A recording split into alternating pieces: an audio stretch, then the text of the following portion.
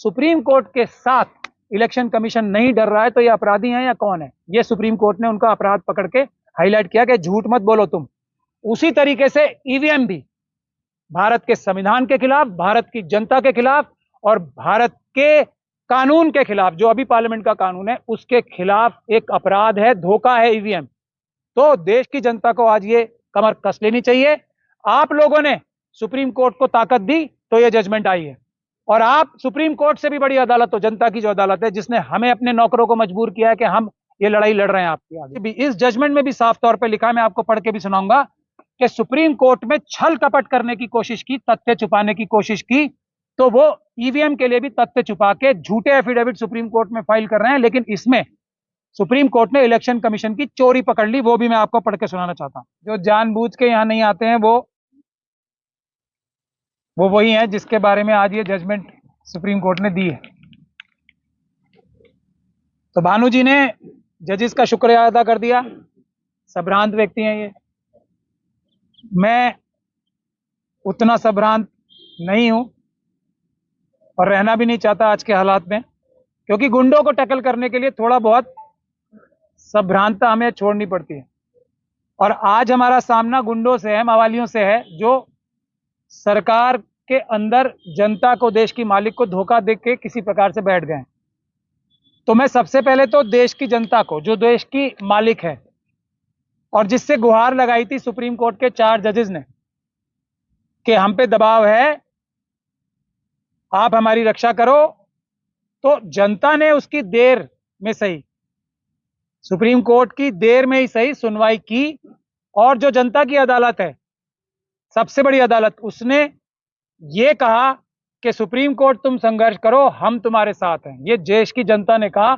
ये फैसला मैं देश की जनता को मुबारकबाद देना चाहता हूं कि आज ये हौसले वाला फैसला देश की जनता के आश्वासन के बाद आया है, ऐसा मेरा मानना है। और मुझे ये यकीन है कि मैं इसमें गलत नहीं मान रहा हूं, सही मान रहा हूं, वरना ये फैसला आना इतना आसान नहीं था।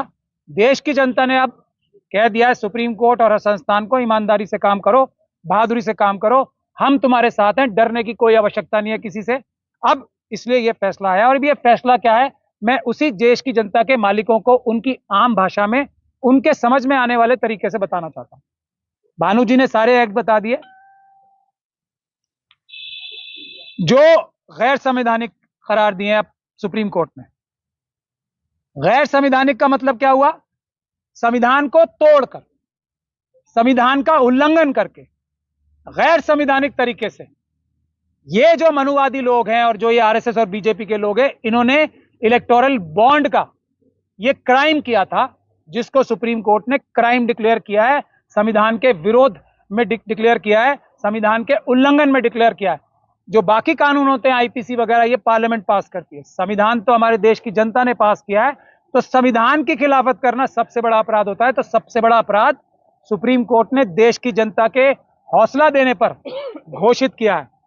अब 2 चीजें बहुत महत्वपूर्ण है इसमें, जो भानु जी ने बता भी दी है, लेकिन मैं उसमें से थोड़ी सी क्लैरिफिकेशन और देना चाहता हूं। 2 इश्यूज थे। एक इशू यह है कि जो पॉलिटिकल पार्टीज हैं उनको चंदा लेना भी आवश्यक है। जो लोग उन्हें चंदा देते हैं, ये सरकार ने क्या क्राइम किया वो बता रहा हूं, उनकी आइडेंटिटी छुपानी, जो लोग अपोजिशन पार्टीज के, छोटी पार्टीज को जो चंदा देते हैं, उनकी पहचान छुपानी नितांत आवश्यक है। इसी जो संवैधानिक और कानूनी जो एक प्रोविजंस हैं, उसके तहत ही 20,000 रुपए तक कोई अगर किसी पॉलिटिकल पार्टी में देगा तो उसका डिस्क्लोज करना जरूरी नहीं है, यह बताना जरूरी नहीं है कि किसने पैसे दिए, ताकि उसकी आइडेंटिटी छुपा के रखी जाए। यह एक महत्वपूर्ण कार्य है देश की डेमोक्रेसी चलाने के लिए। वो बचाने के लिए उसके साथ, इस प्रोविजन के साथ धोखाधड़ी करके, जैसे चोर और बदमाश, लुटेरे, इनके जो क्रिमिनल्स हैं, जो इंडस्ट्रीज की शक्ल में नजर आते हैं, उनका प्रावधान, ये 20,000 रुपए वाले प्रावधान के साथ जोड़ के इन्होंने ये कहा कि कोई 1,000 करोड़ दे, 2,000 करोड़ दे या 10,000 करोड़ दे, उसकी भी आइडेंटिटी नहीं डिस्क्लोज की जाएगी। ये शरारत, ये बेईमानी, ये क्राइम सरकार ने किया था, जिसको एंटी कॉन्स्टिट्यूशनल सरकार ने घोषित, सुप्रीम कोर्ट ने किया है घोषित। ये महत्वपूर्ण बात है समझ। भानु जी ने टाइमलाइन भी बताई ये सारे इलेक्टोरल बॉन्ड एसबीआई के जरिए ही इशू किए जाने, कोई भी कंपनी को एसबीआई में जाना था। पहली महत्वपूर्ण बात, जिस प्रकार से एसबीआई को डायरेक्शन दी गई है अभी और इलेक्शन कमीशन को डायरेक्शन दी गई है, और इलेक्शन कमीशन ने आज भी इस जजमेंट में भी साफ तौर पे लिखा है, मैं आपको पढ़ के भी सुनाऊंगा, कि सुप्रीम कोर्ट में छल कपट करने की कोशिश की, तथ्य छुपाने की कोशिश की, तो वो ईवीएम के लिए भी तथ्य छुपा के झूठे एफिडेविट सुप्रीम कोर्ट में फाइल कर रहे हैं। लेकिन इसमें सुप्रीम कोर्ट ने इलेक्शन कमीशन की चोरी पकड़ ली, वो भी मैं आपको पढ़ के सुनाना चाहता हूं। ये देखिए, एक 2000 जो 17-18 में जजमेंट आई थी, इंटरिम ऑर्डर जो 2019 में किया था कोर्ट ने, उसमें यह कहा था कि जो इलेक्शन कमीशन है वो जितनी भी पॉलिटिकल पार्टीज के जितने भी इलेक्टोरल बॉन्ड्स आए उनका डेटा कलेक्ट करेगी और सुप्रीम कोर्ट को बताएगी। चुनाव आयोग के वकील ने धोखाधड़ी करके सुप्रीम कोर्ट के साथ क्या बोला, ये मैं आपको पढ़ के सुनाना हूं। ये पेज है 149 150 जो जजमेंट का है। During the course of hearing, mister Amit Sharma, council for ECI, stated that ECI had only collected information on contributions made in 2019 because a reading of paragraph 14 of the interim order indicates that the direction was only limited to contributions made in that year, यानी कि 2019 में paragraph 13 and 14 of the interim orders are extracted below।